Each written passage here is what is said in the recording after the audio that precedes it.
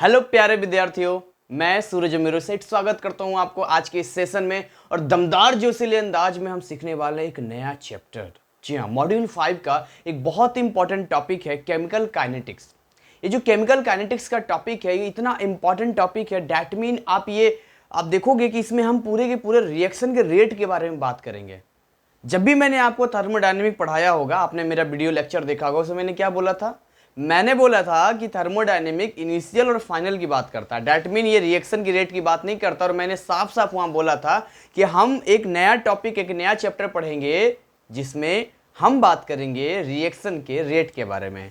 सो जो chemical kinetics है ना, काइनेटिक्स मीन्स व्हाट, आप रिएक्शन के रेट के बारे में बात करता है। तो आइए आज की सेशन को हम स्टार्ट करते हैं। उससे पहले कुछ जरूरी अनाउंसमेंट। विद्यार्थीगण कृपया ध्यान दें, यदि आप हमारे चैनल पर नए हैं तो चैनल को जल्दी से सब्सक्राइब कर लें और बेल आइकन को क्लिक करना ना भूलें। क्यों सर? इसलिए क्योंकि ये चैनल ओनली NIOS स्पेशल विद्यार्थियों को देखते हुए बनाया गया है। यानी पिछले 2-3 सालों से इतने रिक्वेस्ट आ रहे थे कि सर CBSE से आपकी क्लास चलती है, प्लीज एक प्लेटफॉर्म दिया जाए या आप ऑफलाइन पढ़ा दें, ऐसा कुछ आ रहा था बैचेज वगैरह के लिए। तो मुझे लगा कि मैं ऑनलाइन ही करता हूँ, एक बार करूँगा तो बाकी सारे हिंदुस्तान के सारे बच्चे देखेंगे। तो इसीलिए चैनल जो है NIOS बोर्ड के जितने भी विद्यार्थी हैं सभी के लिए, चाहे वो 10th हो या 12th हो। So let's start today session. 360 पे वीडियो देखेंगे, ज्यादा मजा आएगा आपको। आज के टॉपिक को स्टार्ट करते हैं।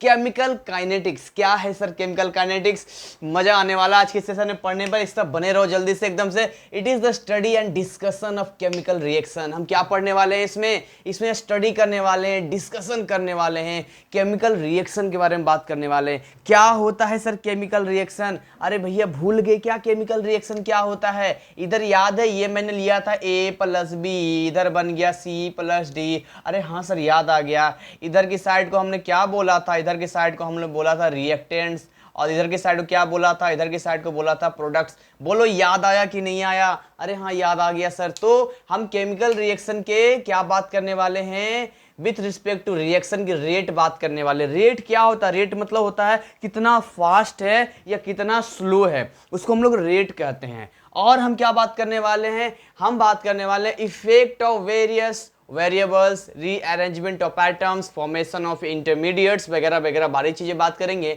बट फोकस क्या करना है आपको? हम यहाँ जनरली बात करने वाले रिएक्शन की रेट के बारे में बात करने वाले हैं। सो आइए we talk about rate of reaction. क्या होता है rate of reaction sir? Rate of reaction होता क्या है? मैं आपसे एक सवाल पूछना चाहता हूं। मान लो कि हम दो चीजें मिलाते हैं। ये दो बीकर हमने ले लिया, एक ये ले लिया, इसमें A है, और ये ले लिया, इसमें B है। इन दोनों को हम क्या कर रहे हैं? मिक्स कर रहे हैं। जब इन दोनों को मिक्स कर रहे हैं यानी हमने रिएक्टेंट लिया है, और इसके बाद क्या हो रहा है? मान लो यहाँ पर कुछ प्रोडक्ट तैयार हो रहा है। तो यहाँ जो प्रोडक्ट तैयार हो रहा है, डैट मीन व्हाट, यहाँ पर आप एक चीज देखते हो कि कहीं ना कहीं ये घटता जाएगा, ये डिक्रीज होता जाएगा, ये डिक्रीज होता जाएगा, और ये इंक्रीज होता जाएगा। ये मान लो प्रोडक्ट है, ये मान लो इंक्रीज होता जाएगा। तो आप एक चीज हम बात करते हैं, कॉन्सेंट्रेशन की बात करते हैं। What do you mean by concentration? क्या होता है कॉन्सेंट्रेशन? तो मैं आपको पहले क्लियर कर दूं, इस चैप्टर में बहुत बार आएगा, ऐसे करके आएगा कॉन्सेंट्रेशन ऐसे of reactants, concentration concentration of products. Sir क्या होता है ये सब? Concentration of reactants, concentration of product. तो आपने सॉल्यूशन चैप्टर पढ़ा है कि नहीं पढ़ा है? अगर आप चाय बनाते हो तो आपसे कोई पूछता है क्या कि इसमें पानी कितना डाला या दूध कितना डाला, चाय पत्ती कितनी डाली, ये आपसे पूछता है। आप शरबत घोलते हो तो आपसे चीनी कितना मिलाया है ये पूछता है, ना कि ये पूछा जाता है आपने पानी कितना मिलाया। So when we talk about anything, amount की जब बात करते हैं, किसी भी सॉल्यूशन में सॉल्यूट की बात करते हैं, तो वहां हमने वर्ड कॉन्सेंट्रेशन यूज किया था। यहां पर क्या कॉन्सेंट्रेशन वाला वर्ड यूज करेंगे? तो यहां पर भी सेम हम कॉन्सेंट्रेशन ऑफ रिएक्टेंट या कॉन्सेंट्रेशन ऑफ प्रोडक्ट की बात करेंगे यहां पे। तो कॉन्सेंट्रेशन मींस व्हाट, यहां पर एक अमाउंट की तरह हो गया, मतलब अमाउंट ऑफ रिएक्टेंट और अमाउंट ऑफ प्रोडक्ट, आप ऐसे एज इट इज समझ सकते हो। तो जैसे जैसे टाइम बढ़ेगा, जैसे रिएक्शन करवा रहे हैं, जैसे जैसे टाइम बढ़ेगा, तो हम एक चीज फोकस करते हैं कि रिएक्टेंट का कॉन्सेंट्रेशन घटता जाएगा, प्रोडक्ट का कॉन्सेंट्रेशन बढ़ता जाएगा विथ रिस्पेक्ट टू टाइम। देखो बिना टाइम के तो हम कुछ नहीं कह सकते। टाइम तो लगता ही लगता है। चाहे तुमने वेलोसिटी पढ़ा होगा, चाहे एक्सेलरेशन पढ़ा होगा, सब में नीचे क्या आया था, टाइम आया था कि नहीं आया था। जस्ट लाइक यहाँ पर भी हम वही काम करने वाले हैं, यहाँ पर भी यही कुछ होने वाला है। Concentration of reactants and concentration of product means हम बात करने वाले टाइम की बात करने वाले हैं। तो टाइम के रिस्पेक्ट में हम बात करेंगे। और मैं कुछ चीज़ क्लियर कर दूंगा आपको, उससे पहले चलिए वो चीज़ क्लियर कर लेंगे, लेकिन यहाँ थोड़ा समझ लेते हैं। Let's try to understand. मान लेते हैं t is equal to 0 second, ठीक है। मान के चलिए जब रिएक्शन हम स्टार्ट करने वाले थे, जी t is equal to 0 second पे हम रिएक्शन अपना स्टार्ट करने वाले थे। तो जब हम रिएक्शन स्टार्ट करने वाले थे ना, तो उस टाइम पे मान के चलो जो हमारा जो रिएक्टेंट था वो क्या था, C था। मान लेते हैं C था, प्रोडक्ट तो उस समय बना नहीं था, 0 था भाई उस समय। तो हमने t is equal to 0 second अभी लिया है, तो हमने C कॉन्सेंट्रेशन मतलब C ले लिया, रिएक्टेंट ले लिया, और उस टाइम क्या है, प्रोडक्ट 0 है। टाइम थोड़ा बीता, हमें नहीं पता कितना टाइम बीता है, लेकिन हम ले लेते हैं t is equal to T second ले लेते हैं। कितना ले लेते हैं बच्चों, t is equal to T second लेते हैं। तो जब हम t is equal to T second लेते हैं ना, तो अब हमने देखा कि रिएक्टेंट जो है पहले से बदल चुका है, अब वो C1 हो चुका है। कितना हो चुका है, C1 हो चुका है। और हमने एक चीज़ देखा कि कुछ प्रोडक्ट भी बना है, उसको हम C2 मान लेते हैं, ठीक है। इसको C2 मान लेते हैं, ये आपको समझ में आ गया होगा। देखो बहुत इजी वे में समझाने की कोशिश कर रहा हूँ, इससे आसान अगर और कुछ होता तो मैं वो भी अप्लाई करता। इसलिए मैंने बहुत स्टडी किया है, बहुत आपके बुक्स वगैरह को भी देखा, और जिस तरीके से वहाँ दिया गया है अगर उस वे में पढ़ाऊंगा तो शायद ये चैप्टर आपको समझ में भी ना आए, लेकिन मेरा उद्देश्य होता है आपको बेटर तरीके से अंडरस्टैंड करवाना। आइए समझते हैं इसका मतलब क्या हुआ। ध्यान से देखो, ये हमने C लिया था, देखो इन दोनों को मिला लेते हैं। मान लो इन दोनों को मिलाने के बाद जो लिया हमने C लिया था, इस समय ये 0 था, लेकिन जैसे ही थोड़ा सा बना ये हो गया C1 और ये हो गया C2। तो कहीं ना कहीं C, मान लो ये 10 होगा तो 8 हो गया होगा, ये 100 होगा तो 80 हो गया होगा। तो कहीं ना कहीं हम देखते हैं जो C1 है ना वो C से कम है। ये क्या है जी, C1 C से कम है। ये आपको माइंड में क्लियर हो गया कि भैया ये C1 तो C से कम है। क्यों C से कम है, थोड़ा ऊपर लिखते हैं, क्यों C से कम है जी। तो इसीलिए कम है क्योंकि यहाँ पर जो है कहीं ना कहीं ये जो C1 बना है C के घटने की वजह से ही तो बना है।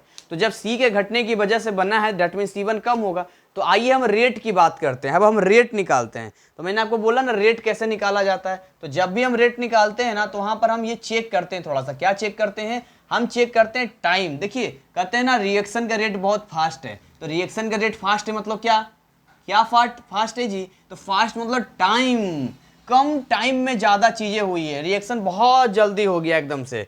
तो जब कम टाइम में चीज़ें होंगी ना बच्चों, तो वहाँ पर हम टाइम के रिस्पेक्ट में बात करेंगे, आप हमेशा ध्यान देना। तो when we talk about with respect to time, अगर हम रेट निकालते हैं, किसी का भी आप रेट निकालते हो, मान लो कि हम रेट रिएक्टेंट के टर्म्स में निकालते हैं, मान लो हम रेट निकालते हैं रिएक्टेंट के टर्म्स में। तो जब रिएक्टेंट के टर्म्स में निकाल रहे हैं तो हम क्या देख रहे हैं, यहाँ पर चेंज हो रहा है। किसका चेंज हो रहा है, कॉन्सेंट्रेशन का चेंज हो रहा है। ये C से क्या हो गया, C1 हो गया, देख रहे हैं ना, C से C1 हो गया। तो हम यहाँ क्या लिख सकते हैं, हम यहाँ पर क्या लिख सकते हैं, चेंज इन, शॉर्ट में CONCN लिख देता हूं, कॉन्सेंट्रेशन ऑफ रिएक्टेंट्स, है ना। हमने ये लिख दिया और नीचे लिख दिया टाइम। तो आप ध्यान से देखो कितना चेंज हुआ। तो फाइनल माइनस इनिशियल की हम बात करते हैं। कैसा बात करते हैं, चेंज मतलब फाइनल माइनस इनिशियल की बात करते हैं। तो फाइनल जो आपके पास है ना वो है C1। प्रोडक्ट को भूल जाओ, यहां देखो C से बेचारा C1 हो गया और इनिशियल क्या था, C था। तो अगर इसको आप घटाओगे ना, तो इस घटाओगे तो ऐसा आ जाएगा, ये कुछ ऐसा बन जाएगा, देखो C1 minus C upon T, है ना। T माइनस 0 T हो जाएगा, ये T माइनस 0 T ही आ जाएगा। तो ये वाला टर्म नेगेटिव आने वाला है। बोलो क्यों नेगेटिव आने वाला है, हेलो क्यों नेगेटिव आने वाला है। इसलिए नेगेटिव आने वाला है क्योंकि देखो C1 छोटा है और C बड़ा है, और हम यहाँ क्या कर रहे हैं, C1 में से C को घटा रहे हैं। डैट मीन हम बोल सकते हैं कि ये जो टर्म हमारे पास आएगा ना बच्चों, वो निगेटिव आएगा। क्या आएगा, ये देखो बहुत इंपॉर्टेंट है अभी ये, हेलो बहुत इंपॉर्टेंट है नेगेटिव और पॉजिटिव की कहानी। तो ये आ गया नेगेटिव। अब बात करते हैं इन टर्म्स ऑफ प्रोडक्ट। जब प्रोडक्ट के टर्म्स में बात करते हैं तो आइए उसको भी लिख लेते हैं एक बार। मान लो रेट लिखते हैं हम लोग, रेट इज इक्वल टू, मान लो ऐसा लिखते हैं,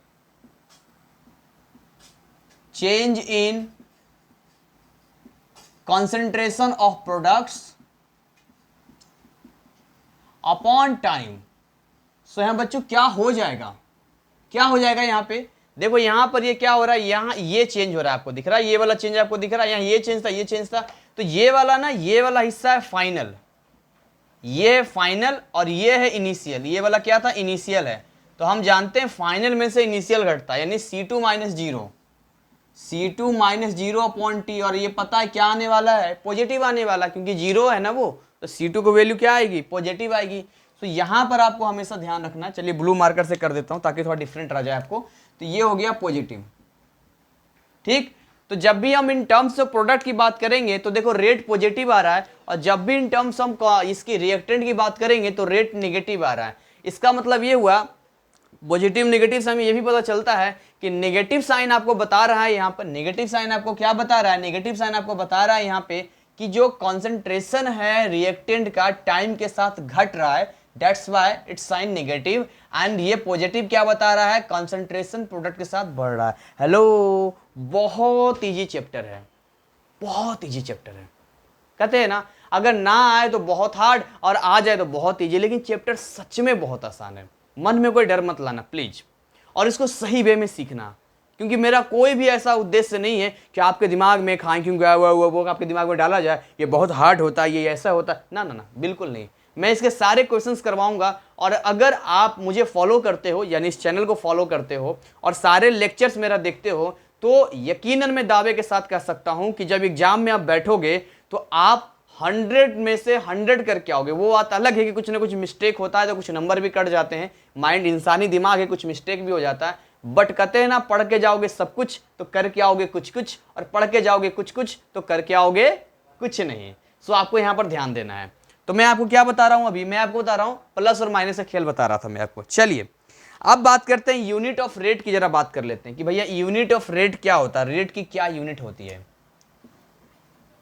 यूनिट ऑफ रेट की हम बात करते हैं। तो जब हम यूनिट ऑफ रेट की बात करते हैं तो आप देखोगे कि यूनिट ऑफ रेट में देखो ऊपर क्या हो जाएगा, देखो हमेशा आप देखोगे ऊपर कॉन्सेंट्रेशन का टर्म है। तो कॉन्सेंट्रेशन कैसे निकलता है, कैसे निकालते थे, याद करो, सॉल्यूशन में ऊपर था सॉल्यूट नंबर ऑफ मोल्स में, और नीचे था सॉल्यूशन का वॉल्यूम, यानी मोल्स अपॉन लीटर। तो ये क्या हो गया, ये हो गया मोल अपॉन लीटर, और नीचे क्या हो गया, सेकेंड हो गया। तो इसी को थोड़ा सा आप सही से कर दोगे तो कैसा दिखेगा, ये आप ध्यान से देखोगे कैसा दिखेगा। तो ये कुछ इस तरीके से, देखो दो कई तरीके इसको दिखाने के, या तो आप ऐसा दिखा दो, मेरी बात ध्यान सुनना, या तो आप इसको ऐसा दिखा दो जैसे कि मैं नॉर्मली दिख रहा है आपको, आप ऐसा दिखा सकते हो, कैसा, मोल, ठीक है, पर लीटर पर सेकेंड। या एक तरीका है ये मोलारिटी के टर्म में, लिटी नहीं रिटी, क्योंकि लिट्टी में तो बता दें लिट्टी केजी, आटा केजी के भाव से मिलता है, तो उसका सॉल्वेंट हम ले रहे थे। तो कैपिटल एम, या तो कैपिटल एम आप ये ले सकते हो, और पर सेकेंड। तो इस तरीके से दो यूनिट हमारे सामने आते हैं, यूनिट ऑफ रेट की यूनिट आते हैं। ये जो रेट होता है ना बच्चों, ये कितने तरीके का होता है, तो अगर मैं रेट की बात करूं, इस रेट की बात करूं, तो रेट दो तरीके का आपको पढ़ना है।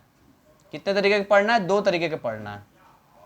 एक रेट आपको पढ़ना है एवरेज रेट ऑफ रिएक्शन पढ़ना है। जो पहला आपको पढ़ना है वो क्या पढ़ना है, वो पढ़ना है एवरेज रेट ऑफ रिएक्शन पढ़ना है। और जो दूसरा आपको पढ़ना है ना, वो आपको पढ़ना है इंस्टेंटेनियस रेट ऑफ रिएक्शन आपको पढ़ना है। इंस्टेंटेनियस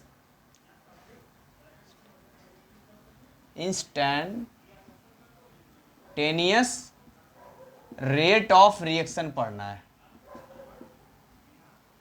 ये क्या कहता है, अगर आप ध्यान से देखोगे तो जो एवरेज होता है वो अभी हमेशा ध्यान रखना, फिजिक्स में भी आपने पढ़ा होगा, जब हम एवरेज की बात करते हैं ना तो एवरेज में क्या कुछ आ जाता है, एवरेज में हमेशा एक अच्छा खासा गैप आ जाता है। देखो एक अच्छा खासा गैप आ जाता है, जैसे देखो अच्छा खासा गैप आ जाएगा, मतलब देखोगे कि अगर ये मान लो C है, फिर ये हो गया C1, जैसा भी देखो कुछ भी एक अच्छा खासा गैप आ जाएगा। लेकिन जब हम इसका ग्राफ भी आप बनाते हैं ना, एवरेज का और इंस्टेंटेनियस का, मैं समझाने के लिए बता रहा हूँ, दोनों में फर्क बता रहा हूँ। ये हमेशा एक गैप देगा, जैसे मान लो ऐसे मैं लेता हूँ, तो ऐसे लोगे ना तो एक अच्छा खासा गैपिंग देगा ग्राफ का, देख रहे हो अच्छा खासा पॉइंट है, ऐसे गैपिंग, अच्छा खासा गैपिंग देगा आपको। लेकिन जब आप बात करते हैं ना इंस्टेंटेनियस की, तो किसी एक पार्टिकुलर इंस्टेंट की बात करते हैं, जैसे ये वाला पॉइंट, तो यहाँ से एक लाइन ऐसे खींचना पड़ता है, ये लाइन खींचना पड़ता है। तो इस तरीके से हम ये लाइन ऐसे खींच दो, मान लो ये वाला। तो ये क्या बताता है, किसी एक पॉइंट की जब हम बात करते हैं उसको बोलते हैं इंस्टेंटेनियस। मैं केवल टर्म आपको सिखाना चाह रहा हूँ। एवरेज का मतलब कहीं ना कहीं हम बीच में अच्छा खासा गैपिंग ले लेते हैं, और इंस्टेंटेनियस का जो मतलब होता है वो होता है किसी एक पॉइंट पे। So let's talk about average rate of reaction and instantaneous rate of reaction. Sir क्या होता है एवरेज रेट ऑफ रिएक्शन और क्या होता है इंस्टेंटेनियस रेट ऑफ रिएक्शन? तो आइए दोनों के बारे में जानते हैं। और मैं अगेन फिर से आपको कह रहा हूं, दिमाग में कोई भी डर पैदा नहीं करना है। अगर चीजें सामने नई आती भी है तो उसको फेस करना है, उसको अंडरस्टैंड करना है और उनसे अच्छी दोस्ती करनी है, क्योंकि अच्छी दोस्ती नहीं करोगे तो फिर एग्जाम के टाइम में दिक्कत हो जाएगी। आइए एवरेज रेट ऑफ रिएक्शन के बारे में जानते हैं। Rate measured over the given time interval. आपको एक गिवन टाइम इंटरवल दिया जाएगा, जैसे कि यहां पर आपने देखा था ये रिएक्टेंट था, ये प्रोडक्ट था। तो यहां पर क्या था, t इज इक्वल टू 0 पर ये c था, बाकी ये 0 था। t is equal to t पे ये c1 हो गया और ये हो गया c2। तो इस तरीके से हम एवरेज जब निकालेंगे तो वैसे ही निकालेंगे, प्लस माइनस, प्लस यानी प्रोडक्ट के लिए, माइनस साइन हम रिएक्टेंट के लिए यूज करेंगे, और delta c by delta t हो गया। अगर हम बात करते हैं, जैसे कि मैंने यहां पर लिया, देखो ध्यान से, ये वाला लिया है फॉर रिएक्टेंट, तो आर एवरेज निकल जाएगा, देख रहे हो C1 माइनस, देख रहे हो ना, ये किसका चला गया, रिएक्टेंट की बात करते हैं। तो रिएक्टेंट की बात करेंगे तो थोड़ा सा गड़बड़ हो गया यहाँ पर, C1 माइनस सी केवल है, ठीक है, हाँ ठीक है, C1 माइनस सी हो गया यहाँ पर। तो जो C1 माइनस सी है ना, तो देखते हो C1 क्या है यहाँ पर, C1 है कम और C है ज्यादा, है कि नहीं? तो यहाँ पर इसलिए क्या हो जाएगा, delta C by delta T क्या आ गया, निगेटिव में आ गया। लेकिन अगर मैं प्रोडक्ट्स की बात करूंगा तो आर एवरेज कैसा निकल जाएगा, देखो C2 माइनस 0, तो ऑलरेडी ये किस में आ जाएगा, पॉजिटिव में आ जाएगा। खैर ये चीज आपने समझ लिया। अच्छा छोटी छोटी कुछ ग्राफ है जिसको हम समझते हैं। अगर ग्राफिकली इसको समझा जाए तो आप देखेंगे, मैं आपको ग्राफ बना के दिखाता हूं। एक मैं पहले ब्लू से आपको दिखाता हूं कि किस तरीके से जो है रिएक्टेंट घटता है और रिएक्टेंट घटने ग्राफ कैसा बनेगा। तो रिएक्टेंट के जो घटने ग्राफ बनेगा ना, वो ऐसा ग्राफ बनेगा। देखो ये क्या हो रहा है, ये घट रहा है, थोड़ा सा हाथ मेरा स्लिप कर गया, ये क्या हो रहा है, ये घट रहा है, ऐसे करके स्लोप घट रहा है। तो ये जो मैंने ब्लू कलर का दिया, ये रिएक्टेंट के लिए मैंने दिया है, ठीक है। प्रोडक्ट इंक्रीज करता है, कैसे इंक्रीज करता है, तो देखो ऐसे इंक्रीज करता है, यहां से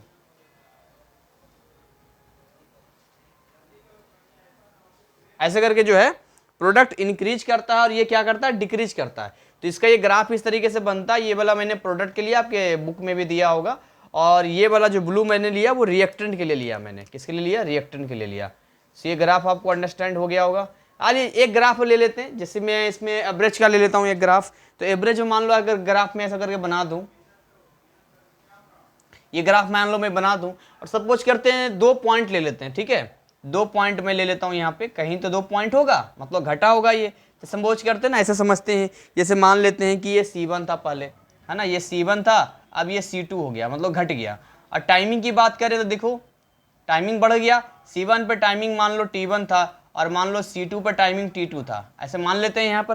तो यहाँ पर जब मानेंगे ना, तो यहाँ पर कैसा आर एवरेज निकल जाएगा। फिर अगर इस कंडीशन की बात करें, सिंपल है, आर एवरेज कैसा निकल जाएगा, देखो अगर यहाँ आर एवरेज निकालोगे तो कैसा निकल, डेल्टा सी होता है। तो डेल्टा सी क्या होता है, यहाँ पर क्या हो जाएगा, C2 माइनस C1 हो जाएगा, ये C2 माइनस C1 आ जाएगा, और ये T2 माइनस T1 आ जाएगा। बाकी पॉजिटिव निगेटिव तो अपने हाथों में, वो क्या रिजल्ट देता है, क्योंकि ऑलरेडी जब उसको डाटा आएगा तो प्लस माइनस दिख जाएगा। आइए बात करते हैं इंस्टेंटेनियस रेट ऑफ रिएक्शन क्या होता है। जब हम बात करते हैं ना इंस्टेंटेनियस रेट ऑफ रिएक्शन की, तो यहाँ पर क्या होता है इंस्टेंटेनियस रेट ऑफ रिएक्शन में, ये एक चीज आप क्लियर करोगे तो इसमें एक किसी पार्टिकुलर इंस्टेंट की बात करेगा। किसकी बात करेगा, देख रहे हो यहाँ लिखा इंस्टेंट, ये देखो इस वर्ड को देखो, इंस्टेंट। इंस्टेंट मतलब क्या होता है, एक क्षण, क्षण होता है, इंग्लिश में मोमेंट कहते हैं, एक मोमेंट होता है।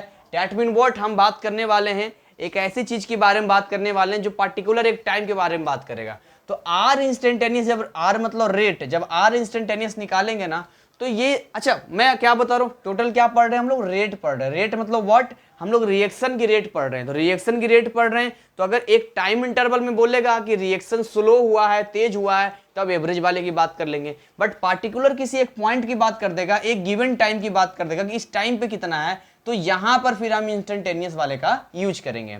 तो इंस्टेंटेनियस में कैसा निकलता, देखो वही सेम चीज, delta C by delta T ही रहने वाला है, लेकिन यहां पर क्या हुआ, जो टाइम टेंड्स टू जीरो, इसको क्या बोलते हैं, time tends, TENDS, tends to zero, मतलब जीरो नहीं हो रहा है, बट टेंड्स टू जीरो, यानी अप्रोच हो रहा है जीरो की ओर। ऐसे कंडीशन में बहुत छोटा टाइमिंग आ गया। ये जो ग्राफ में 2 पॉइंट हमने लिया था ना बच्चों, यहाँ पे देखो ये जो 2 पॉइंट हमने लिया था ना, ये 2 पॉइंट लिया था ना हमने, अब ये 2 पॉइंट ना, ये 2 पॉइंट खिसक गया। कैसा हो गया 2 पॉइंट ऐसा हो गया कि आप देखोगे तो 2 पॉइंट डिफरेंट ही अलग हो गया। तो इसका मतलब ये हो गया कि यहाँ पर अब किसी एक पॉइंट की बात करने वाले हैं हम लोग, किसी भी एक पॉइंट की बात करने वाले हैं। तो इसी को पहले समझ लेते हैं, लिमिट, इसको बोलते हैं limit T tends to zero delta C by delta T. तो साइंस में ना जब बहुत छोटा डिफरेंस होता है उसको डी से डिनोट करते हैं, बड़ा होगा तो डेल्टा से। देखो अगर बड़ा डिफरेंस है डेल्टा से डिनोट करेंगे, डी मतलब वेरी स्मॉल चेंज, डी का मतलब होता है, मैं लिख देता हूं, डी का मतलब very small change, very very small change, very very small change होता है।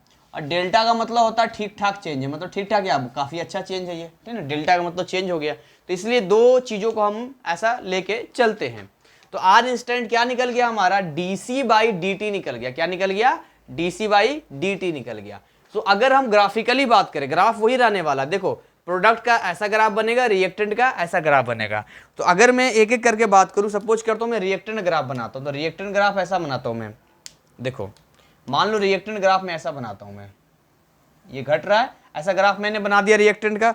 तो भाई जब ऐसा ग्राफ बना दिया तो किसी एक पॉइंट की बात कर लेते हैं। तो सपोज करते हैं इस पॉइंट की हम बात कर रहे हैं, तो इस पॉइंट में एक लाइन खींच देते हैं, ठीक है, एक पॉइंट की हम बात करने वाले हैं ना। तो जब एक पॉइंट की बात करने वाले तो यहाँ पर स्लोप निकालते हैं। स्लोप तो हमने यहाँ भी निकाला था, देखो ये स्लोप कैसा निकला था, ये देखो ये वाला हिस्सा, ये जो है ये हिस्सा है, ये वाला क्या था, ये वाला हिस्सा C2 माइनस C1 था। और नीचे जो ग्राफ ये देखो ये बन रहा है ना स्लोप, स्लोप तो यहाँ भी हमने निकाला था, और स्लोप देखो यहाँ भी बनेगा, देखो स्लोप तो यहाँ भी बनेगा हमारा। अब स्लोप के हिसाब से यहाँ छोटा सा बन रहा था राइट एंगल ट्रायंगल, यहाँ बड़ा बन रहा है राइट एंगल ट्रायंगल, ये थीटा हमने ले लिया, इसको स्लोप हम कहेंगे। समझ में आ रहा है मैं क्या कर रहा हूँ। तो मान लेते हैं ये रिएक्टेंट का है, ये क्या है, मान क्या लेते हैं, रिएक्टेंट का ही है, तो मानना क्या है इसमें कहते हैं मान लेते हैं। तो रिएक्टेंट्स हो गया यहाँ पर, ये मान लो टी टाइम पे हो रहा है, यहाँ देख रहे हो ना, यहाँ 2 टाइम था, T1 से T2, बहुत टाइम मिल गया था इसको, लेकिन इंस्टेंटेनियस में केवल एक पॉइंट टी की बात ही हमने किया है। अब ध्यान से देखना थोड़ा सा ग्राफ में ना जनरली जो थीटा हम लोग लेते हैं ना बच्चों, इधर का लेते हैं, इधर वाला ये थीटा लेते हैं हम लोग, इधर का थीटा लेते हैं। मान लो इसको थीटा डैश कह देता हूँ मैं, थीटा डैश कह देता हूँ, या इसको पाई माइनस थीटा बोल देता हूँ मैं। इधर क्या हो गया, पाई माइनस थीटा हो गया, क्योंकि ये थीटा थी, पाई माइनस थीटा। तो यहाँ पर जब हम इसका स्लोप निकालेंगे, कैसा निकालेंगे, slope of concentration time graph, ऐसा बोलेंगे ना, एट दैट इंस्टेंट, जिस इंस्टेंट की बात करेंगे, तो मैं लिख देता हूँ स्लोप ऑफ, कौन सा ग्राफ है, कॉन्सेंट्रेशन टाइम ग्राफ। तो concentration time graph at time T, है ना, टाइम टी पे निकालते हैं, तो क्या निकलेगा, वही इंस्टेंटेनियस रेट ऑफ रिएक्शन ही तो कहलाएगा, ये इंस्टेंटेनियस रेट ऑफ रिएक्शन कहलाएगा, शॉर्ट में RXN मैंने लिख दिया, इंस्टेंटेनियस रेट ऑफ रिएक्शन कहलाएगा।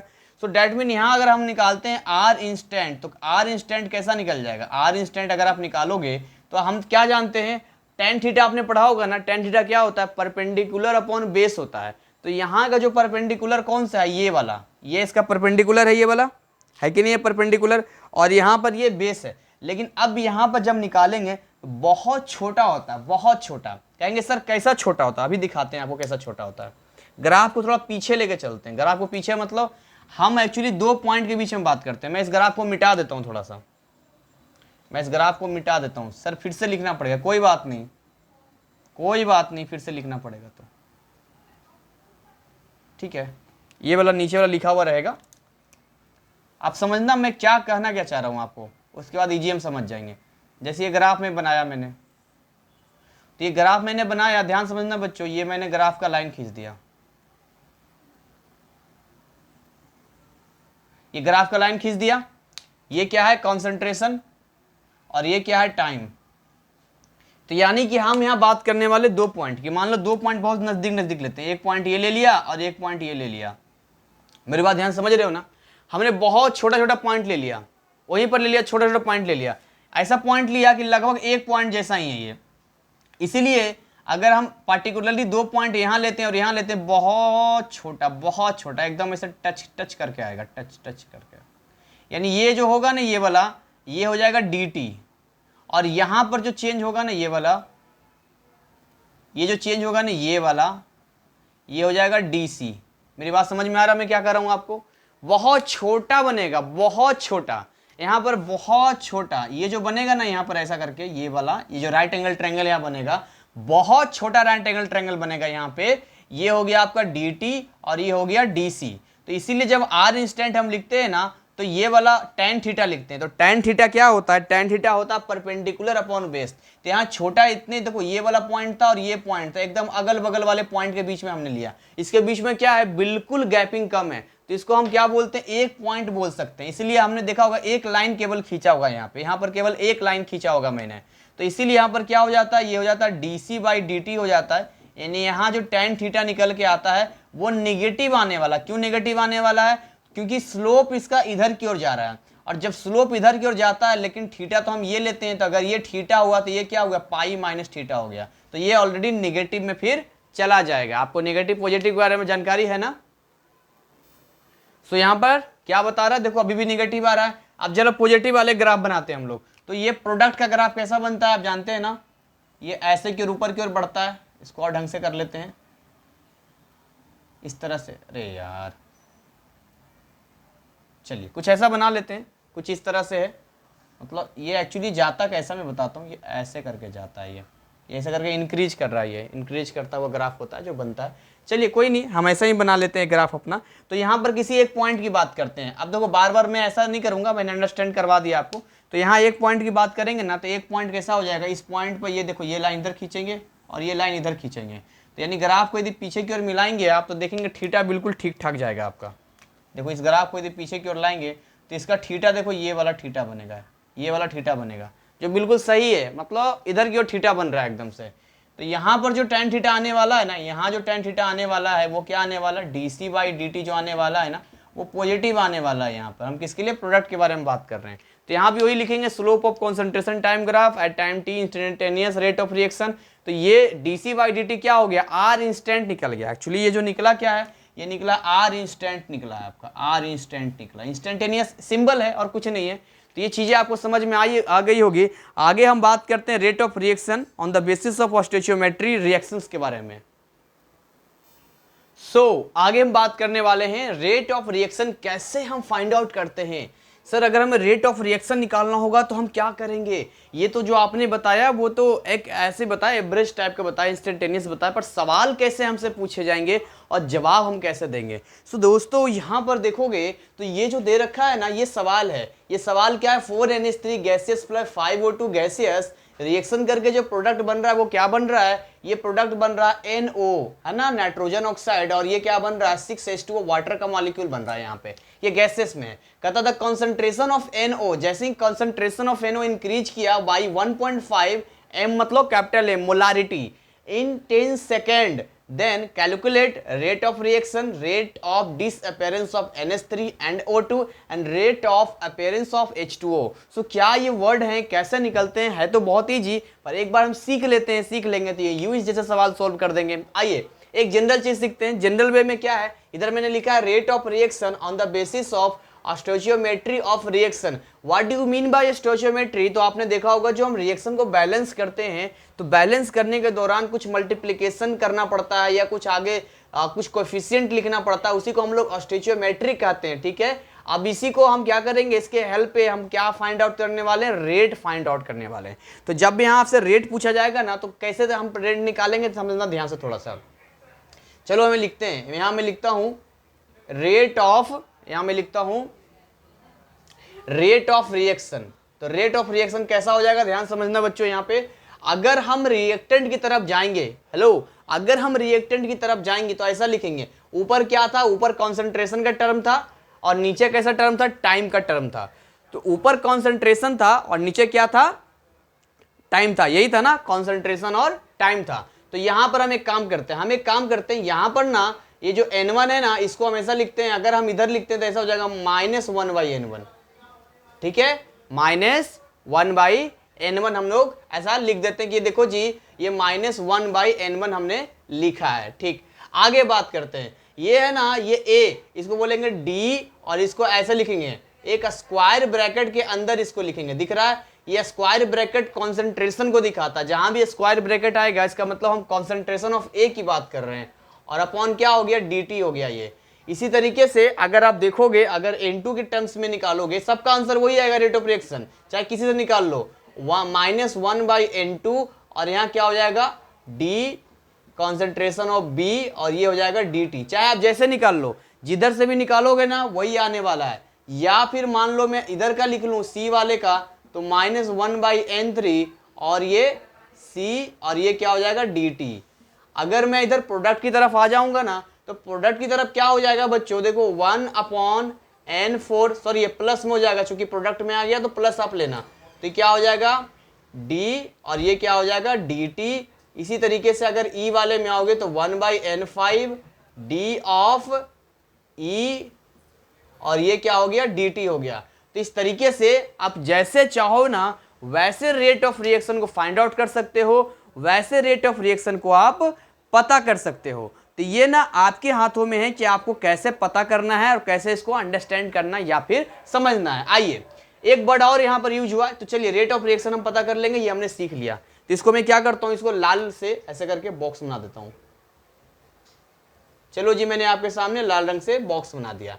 अब एक वर्ड और आता है अपीयरेंस एंड डिसअपीयरेंस। देखो जब भी बात करते हैं ना हम लोग अपीयरेंस की और डिसअपीयरेंस की, तो डिसअपीयरेंस मींस व्हाट, हम बात कर रहे हैं कि ये कंजप्शन हो रहा है। डिसअपीयरेंस मींस क्या हो रहा है, कंज्यूम कर रहे हैं हम लोग। कंज्यूम जब करते हैं तो उसको हम क्या बोलते हैं, डिसअपीयरेंस के नाम से जानते हैं। तो इसको समझते हैं। देखो डिसअपीयरेंस जो वर्ड आया है ना, डिसअपीयरेंस मैं लिखता हूं यहाँ पे, देखो यहाँ पर मैं लिखता हूं किसका डिसअपीयरेंस होगा। डिसअपीयरेंस का मतलब होता है, डिसअपीयरेंस मतलब होता है कंजम्पशन, मतलब यूज हुआ है, और अपीयरेंस का मतलब क्या होता है, फॉर्मेशन। तो आपको क्लियर हो गया होगा इन वर्ड का मतलब कि भाई जब आपसे बोलेगा ना डिसअपीयरेंस, तो डिसअपीयरेंस कहां होने वाला, रिएक्टेंट की तरफ होने वाला है, और अपीयरेंस की तरफ होने वाला है, तो यानी फॉर्मेशन की तरफ होने वाला है, प्रोडक्ट की तरफ होने वाला है। सो यहां पर ध्यान से समझना, अगर हम इनके स्टोइचियोमेट्री से डिवाइड करके ये जो मल्टीप्लाई करते हैं इनके साथ, तब तो रेट ऑफ रिएक्शन निकलता है। बट सिंपल आपसे जिसके बारे में पूछा जाएगा, लेट्स टॉक अबाउट, अगर आपसे पूछा जा रहा है कि आप मुझे बताइए ए का, ए में क्या यूज होगा, डिसअपीयरेंस, तो हम ऐसा लिखेंगे rate of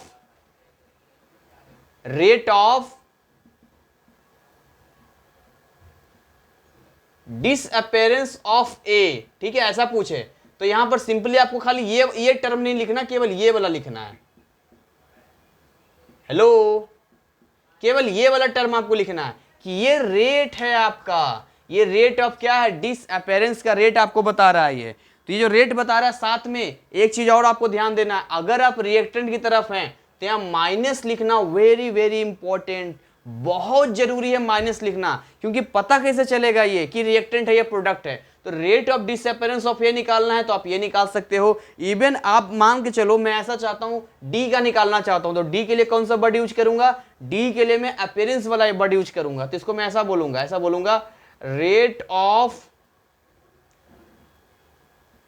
appearance of D. तो कैसा हो जाएगा ये, D concentration of D upon D T. तो जिसका भी आपको निकालना है ना आप ऐसे निकाल सकते हो।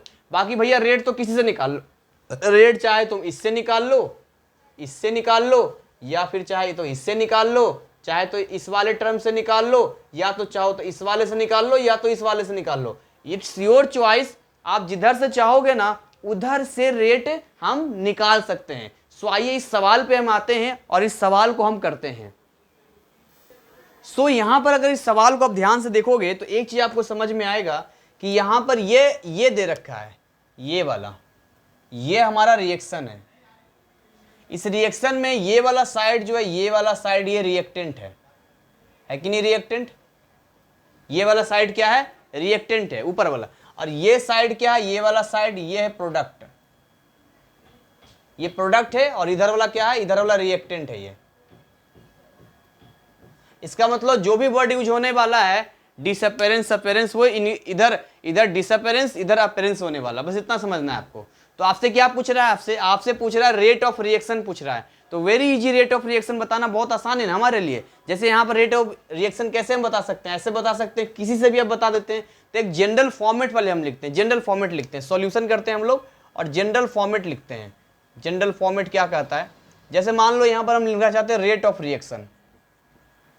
तो जब हम लिखते हैं ना रेट ऑफ रिएक्शन, तो कई तरीके हैं लिखने के। देखो चाहो तो तुम ऐसे लिख दोगे, कैसे लिखेंगे देखो ध्यान से, इधर रिएक्टेंट है ना, तो -1/4 D of concentration of NH3 upon dt is equal to, वही वैल्यू यहां पर आने वाला आपका -1/5 D of concentration of O2 upon dt, वही सेम इधर प्रोडक्ट में आने वाला लेकिन प्लस में 1/4 D of concentration of NO upon dt, और सेम थिंग आने वाला इधर में 1/6 डी ऑफ H2O, और आप इधर लिख दो क्या, ये dt हो गया। तो इनमें से किसी से भी आप बड़े आराम से पता कर सकते हो, रेट ऑफ रिएक्शन के बारे में पता हम लोग कर सकते हैं। चलिए ये चीजें भी हमने सीख लिया। वैसे गिवन क्या दे रखा है हमारे पास, जो गिवन डाटा एक बार समझ लेते हैं। तो हमें गिवन दे रखा है, मैं लिख देता हूं, जो गिवन है हमारे पास, जो गिवन चीज आपको दे रखा है वो दे रखा है 1.5 मोलारिटी दे रखा है, यानी ये दे रखा है डी ऑफ NO, ये दे रखा है 1.5, राइट, ये आपको दे रखा है। टाइम कितना दे रखा है आपको, टाइम दे रखा है 10 सेकंड, 10 सेकंड का टाइम आपको दिया है यहाँ पे, कि 10 सेकंड में जो है 1.5 तक ही रीच कर गया है। डेट मीन यहां से हम आगे अगर बात करें तो यहां पर हमें एक चीज और समझ में आएगी कि आगे हमसे पूछ रहा है डिसअपेरेंस ऑफ ये, डिसअपेरेंस वो, कुछ इस तरह से पूछ रहा है ना। NO का दिया है और पूछ रहा है NH3 का, देख रहे हैं ना, देख रहे हो, सबका जिसका पूछेगा उसका हम निकाल लेंगे, मुझे उस बात का कोई इशू नहीं है, कोई दिक्कत नहीं है। लेकिन सबसे पहले हम एक बार रेट तो पता कर ले। तो रेट कैसे पता करेंगे, तो रेट किसी से भी पता कर लो आप, चाहे इस वन ने बोला था ना इन चारों गोलों में से किसी से पता कर लो, तो यहाँ पर किसी से भी आप रेट पता कर सकते हो। रेट पता करने में आपको कोई दिक्कत नहीं है। तो सर कैसे रेट पता करेंगे हम लोग, रेट पता करने के लिए क्या करना पड़ेगा, तो एक काम करते हैं ना, NO वाला टर्म दिया है, ये वाला देखो, ये वाला दिया है ना, ये वाला, जिसमें से 1/4 को छोड़ दो, ये तो दे रखा है, तो ये निकाल देते हैं हम लोग पहले, D of NO by dt, तो कितना हो जाएगा 1.5 अपॉन 10, तो कितना आ जाएगा, एक और आ जाएगा ना, 0.15 आ गया। 0.15 क्या, मोल पर लीटर पर सेकंड हो गया, मोल पर लीटर पर सेकंड हो गया। तो ये तो हमारा निकल गया। इसका मतलब बहुत सिंपल है, रेट ऑफ रिएक्शन किसी से ये एक मिल गया तो सब मिल जाएगा हमें। तो यहाँ पर पहला आपका सोल्व हो गया। पहला कैसे सोल्व हो गया, फर्स्ट हमने सोल्व कर लिया, क्या सोल्व कर लिया कि भैया रेट ऑफ रिएक्शन जो है ना वो ऐसा निकलेगा, इनमें से कोई भी एक पकड़ लेते हैं। तो एक तो दे रखा है 1/4 मल्टीप्लाई ऐसा करके 1/4 D concentration of NO by dt, तो क्या हो जाएगा 1/4 मल्टीप्लाई 0.15। इसको जब आप सोल्व करेंगे ना तो देखेंगे ये तोड़े ब्रेक करेंगे तो ये आ जाएगा नीचे 100 आ जाएगा, ऊपर 15 आ जाएगा। जब इसको पूरे तरीके से आप सोल्व करेंगे तो इसका कुछ आंसर जिस तरीके से जो आएगा वो आपके सामने आएगा और वही आपका आंसर हो जाएगा। यहाँ पर आपको सोल्व कर लेना, ठीक है, या तो मैं ही सोल्व कर देता हूँ, खुद क्या सोल्व करोगे, मैं ही सोल्व कर देता हूँ आपको। देखो 15 है सॉरी 15 है और 4 है, यानी 4 से 15 डिवाइड करें कितना आ जाएगा, 4 तिया 12 हो गया ना, फिर बचा 2, ये 0.2 आ गया यहाँ पर, ठीक है, 4 तिया 12 0.2 यानी 5 आ जाएगा। फिर ये 3.5 बाई 100, इसका मतलब कितना आ जाएगा, ये देखो ऑलरेडी ब्रेक करेंगे तो आ जाएगा 0.035 आ जाएगा।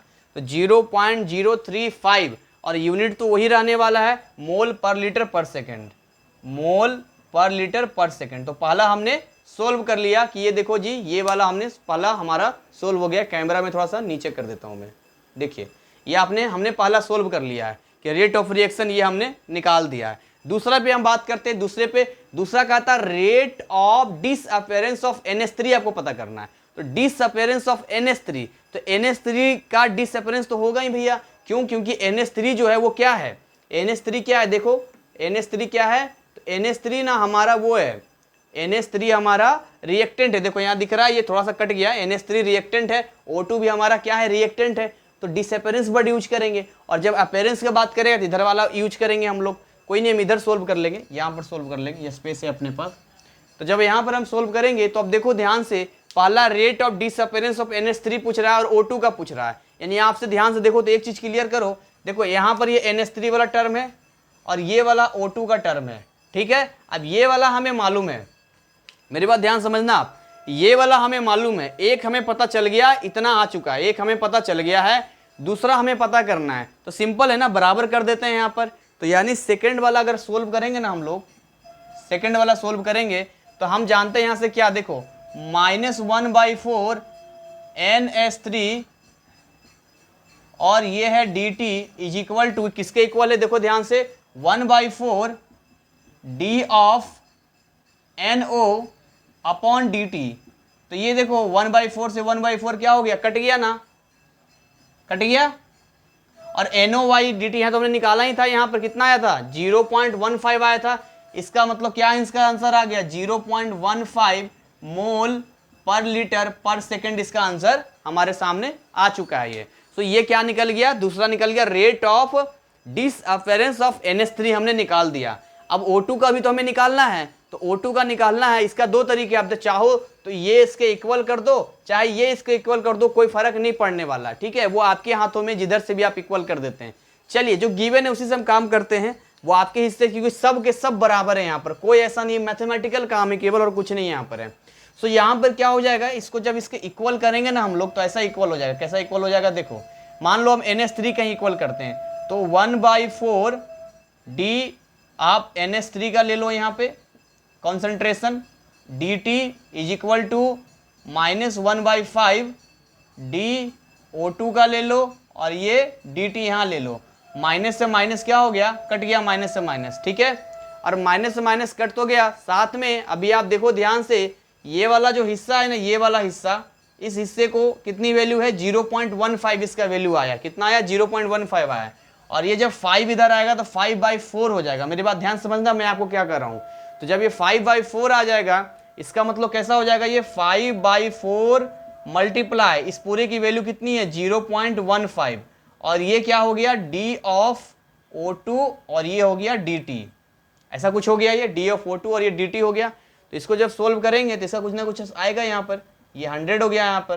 तो ये आप ऐसा कुछ सोल्व कर लो, यहाँ पर देखो 15×5 = 75 होता है, 75/4 कर लो, तो 75/4 करोगे, यहाँ पर क्या आंसर आ जाएगा इसका, यहाँ आंसर ऐसा लिख देता हूँ मैं यहाँ पर, d of O2 upon dt कितना आ जाएगा, इसका आ जाएगा, आप देखो 75/4 अपॉन 100। तो 75 को जब 4 से डिवाइड करेंगे तो कितना आ जाएगा, 1 टाइम में करेंगे तो आपका 4 हो गया, फिर 3 5 हो गया, तो 3 5 मतलब 4 32 हो गया, तो 18 हो गया, फिर 0.30 हो गया, फिर 30 का मतलब 4 7 28 हो गया, यहाँ पर 7 हो गया, फिर 7 5 हो गया, और अपॉन 100 हो गया। तो डैट मीन ये फिर आ जाएगा 0. ऐसा आ जाएगा 18, ऐसा आ जाएगा 0.18 आ जाएगा। तो इसका आंसर आ जाएगा 0.1875 मोल पर लीटर पर सेकंड आ जाएगा। सो हमने यहाँ देखो आंसर निकाल लिया ना सबका। कैसे आंसर निकाला, हमें क्या चाहिए था, ध्यान सुनना, मैंने जो सवाल सोल्व किया, हमें चाहिए था रेट ऑफ रिएक्शन। तो हमने रेट ऑफ रिएक्शन किसी से भी निकाल लिया भाई, क्योंकि ये सिंपल हमने फॉर्मेट पता स्टोइचियोमेट्री का होता है। फिर हमें जिसका भी चलेगा डिसअपेरेंस या अपेरेंस, तो उसमें फिर हम स्टोइचियोमेट्री हमें नहीं चाहिए, हमें केवल और केवल वो फॉर्मेट चाहिए जिसमें ऊपर कॉन्सेंट्रेशन होता है और नीचे टाइम होता है। जैसे कि यहाँ पर हमें ये वाला मिला, हमें यहाँ पर कौन सा मिला, ये वाला, देखो ये बॉक्स बनाता हूँ, हमें ये वाला मिला। ये क्या है, यही वाला तो है आपका rate of disappearance of NH3, कितना है 0.15। फिर हमें क्या चाहिए, हमें चाहिए rate of disappearance of O2, तो यही तो है, this is the rate of disappearance of O2। तो ये निकाल दिया। अभी एक पार्ट और इसका बच रहा है, वो आपसे पूछता है कि बताइए rate of appearance of H2O बताइए। तो अगर rate of appearance of H2O चाहिए तो देखो ना, आपको ये भी मालूम हो गया, ये भी मालूम हो गया, ये भी मालूम हो गया, तो क्या ये आप नहीं निकाल सकते क्या, ये वाला, ये H2O का नहीं निकाल सकते, बिल्कुल निकाल सकते हैं। हम किसी के भी इक्वल कर देंगे और इक्वल कर देंगे, आंसर हमारा आ जाएगा। ठीक है, आंसर आ जाएगा ना हमारा। तो ये वाला चीज खुद भी आप सोल्व कर लेना, खुद भी सोल्व करोगे तो आंसर आ जाएगा। सिंपल फंडा है यार, जैसे मैंने यहाँ इक्वल किया आप भी इक्वल कर लेना। तो खैर आज के पार्ट में बस इतना ही, इस पड़ाव में यहीं तक काम रखेंगे और आगे के पार्ट में हम आगे के बारे में सीखेंगे। बहुत दमदार टॉपिक है, बहुत दमदार चैप्टर है, और सबसे अच्छी बात क्या है कि हम आपके सिलेबस को फॉलो कर रहे हैं और आपके सिलेबस के अकॉर्डिंग बात कर रहे हैं। सो यहाँ पर जो देखिए आपके सिलेबस में, यहाँ पर मैंने आपको ये करवा दिया, ये रिएक्शन सेम रिएक्शन ये दिया गया था, सेम रिएक्शन करवा दिया है मैंने। और यहाँ पर जो एग्जाम्पल उन्होंने लिया था, ये लिया था ए बी, यानी स्टोइचियोमेट्री मैंने N1 N2 लिया है, इन्होंने क्या ले लिया, स्मॉल ए और small B, small C, small D करके लिया है। बाकी सेम फंडा है यार, जैसे चाहोगे वैसे तुम निकाल लोगे। तो कहने का मतलब क्या है ना, स्किल डेवलप करनी है, हमें चीज़ों को रटना नहीं है, हमें कॉन्सेप्ट को सीखना है। जब हम चीज़ों को रटेंगे ना तो फिर हम एक ही फंडे पर चलेंगे, और जब एक फंडे पर चलेंगे और जैसे ही पैटर्न चेंज होगा तो हमें बड़ी तकलीफ होगी। सो हमें कॉन्सेप्ट को क्लियर करना है, कंसेप्ट को सीखते हुए चलना है। और जो जानकारी मैंने आपको दिया है, हो सकता है आपको अटपटा लगे, बट धीरे धीरे आपको चटपटा लगना शुरू हो जाएगा। क्या करना है आपको, एक बार वीडियो देखने के बाद अगर आपको लगता है कि चीज़ें नहीं समझ में आई है, तो मेरे वीडियो देखने के बाद सबसे पहले मैं बता दूं, ईमानदारी से बता रहा हूँ, आपको क्या करना है, आपको चुपचाप जो है अपने बुक को स्टडी करना है, आपको बुक को पढ़ना है। बुक को पढ़ने के बाद फिर से एक बार वीडियो पे आना है, फिर उसको देखना है, फिर इस सवाल को करने की कोशिश करना है। देखो बहुत सिंपल है, मैं अगर समराइज करूं रेट ऑफ रिएक्शन, तो जब भी हम रेट ऑफ रिएक्शन की बात करते हैं तो सिंपली ऊपर कॉन्सेंट्रेशन होता है, नीचे टाइम होता है, बस इतना ही फोकस करना है, ऊपर कॉन्सेंट्रेशन नीचे टाइम। और अब जो है ना, हम इंस्टेंट वाले की बात कर रहे हैं, और जो स्क्वायर ब्रैकेट लेते हैं वो कॉन्सेंट्रेशन जैसा दिखाता है। कॉन्सेंट्रेशन जैसे बोलते हैं ना एम्बुलेंस की गाड़ी, तो एम्बुलेंस गाड़ी क्या होता है, जहां भी दिखता है एम्बुलेंस की गाड़ी मतलब मरीज होगा, इसके अंदर हॉस्पिटल जाने वाला है। वैसे ही जहां पर स्क्वायर ब्रैकेट लग जाता है ना, अभी इक्विलिब्रियम में भी पढ़ोगे आप, आगे तक सीखोगे, जहां भी स्क्वायर लगा देंगे ना, जैसे O2 है, स्क्वायर लगा देंगे तो इसको अब O2 नहीं बोलेंगे, बोलेंगे कॉन्सेंट्रेशन ऑफ O2 बोलेंगे। H है, स्क्वायर ब्रैकेट लगा देंगे, बोलेंगे कॉन्सेंट्रेशन ऑफ H बोलेंगे। और टाइम से डिवाइड कर दिया ना अगर हमने, अगर D ऊपर है तो नीचे dt हो जाएगा, सिंपल D मतलब छोटा चेंज, तो उसी को बोलते हैं रेट ऑफ रिएक्शन। कब, जब उसके स्टोइचियोमेट्री के साथ हम काम करते हैं। स्टोइचियोमेट्री मतलब जैसे इस रिएक्शन में NH3 का स्टोइचियोमेट्री 4 है और ये रिएक्टेंट है, तो हमने 1/4 किया और माइनस भी लगाया साथ में, और बाद में फिर कोई वही लिखा D कॉन्सेंट्रेशन ऑफ NH3 और नीचे dt। इसी तरीके से जो इसका आंसर आएगा ना, सेम रेट ऑफ रिएक्शन, चाहो तो इससे निकालो रेट ऑफ रिएक्शन, चाहे तो इससे निकालो रेट ऑफ रिएक्शन। देखो आप ना बिल्कुल फ्री हो, जिस किसी से भी निकाल लो, जितने भी रिएक्टेंट होंगे ना, हर रिएक्टेंट से हम रेट ऑफ रिएक्शन पता कर सकते हैं, या किसी भी प्रोडक्ट से हम रेट ऑफ रिएक्शन पता कर सकते हैं। क्या सावधानी बरतना है, सावधानी बस इतना बरतना है कि अगर हम रिएक्टेंट से बात कर रहे हैं तो माइनस लगाएंगे, और अगर हम प्रोडक्ट से बात कर रहे हैं तो पॉजिटिव में काम करेंगे। बस इतना ही करना है। इन सब को इक्वल मैंने आपके सामने कर दिया था, और इसमें से कुछ ना कुछ आपको दिया रहेगा। जैसे देखिए इस सवाल में ना NO दिया हुआ था, टाइम, यानी ये हिस्सा दिया हुआ था। हो सकता है ये ना दे के ये NH3 दे देता, या हो सकता है H2O को दे देता, या हो सकता है O2 दे देता। कोई जरूरी नहीं है कि हमेशा NO ही देगा, मतलब इन सब में से कोई एक कड़ी दे देगा, एक कड़ी दे देगा, बाकी आप जैसे जैसे चाहेगा वैसे निकल जाएगा। हाँ, अपीयरेंस या डिसअपीयरेंस की बात करेगा जब, तो अपीयरेंस और डिसअपीयरेंस में फिर हम किसकी बात करेंगे, केवल ऐसे नॉर्मल बात करेंगे, D of concentration of NO और DT। दैट मीन ये रेट ऑफ रिएक्शन नहीं है। हेलो, ये रेट ऑफ रिएक्शन नहीं बता रहा है, ये 0.15 जी not rate of reaction. Rate of reaction क्या होगा, तो रेट ऑफ रिएक्शन तो वो होगा जब इसके स्टोइचियोमेट्री पे बात करेंगे, जैसे कि NO, तो NO के आगे लगा हुआ 4, इसका मतलब डिवाइड बाय 4 होगा तभी निकलेगा ये। जैसे कि यहाँ पर मैंने 4 से डिवाइड किया तो यहाँ आया 0.035, this is the rate of reaction, ना कि 0.15 रेट ऑफ रिएक्शन है। तो अब कहेंगे 0.15 है क्या, तो 0.15 किसका इक्वल है, D of concentration of NO upon DT, यानी कि NO किधर आ रहा है, प्रोडक्ट की तरफ आ रहा है, तो ऐसा वर्ड यूज करेंगे rate of appearance, rate of appearance of NO बता रहा है ये। और अगर हम सिंपली अगर ऐसा बात करेंगे D of NH3 of DT, तो ये क्या बता रहा है, rate of disappearance of NH3, जो आ रहा था 0.15।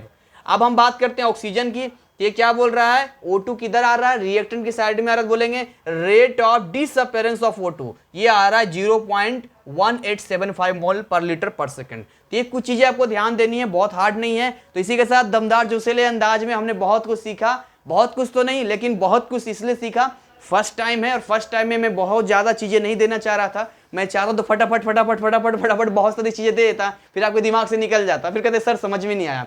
अब रफ्तार को हम तेज करेंगे, अपने रिएक्शन को रेट को भी तेज करेंगे, यानी अब जो पार्ट आएगा वो फटाफट हम खींचेंगे। लेकिन पहला पार्ट थोड़ा सा मुझे इजी बनाना था। जैसे कि आपको याद होगा ऑर्गेनिक केमिस्ट्री में मैंने नोमेनक्लेचर थोड़ा लंबा खींचा है, यानी उसके आपको तकरीबन 7 पार्ट मिलेंगे ऑर्गेनिक केमिस्ट्री का। 7 पार्ट क्योंकि वो पहला चैप्टर है 23, फिर अगर 23 कमजोर होगा तो 29 तक ऑर्गेनिक केमिस्ट्री पढ़ना, तो फिर कैसे सीखोगे। तो ये मेरा थोड़ा स्ट्रेटजी होता है, मैं अपने हिसाब से करता हूँ। इसके लिए आपको ये इशू नहीं बनाना कि सर टाइम है या ज्यादा, ठीक है।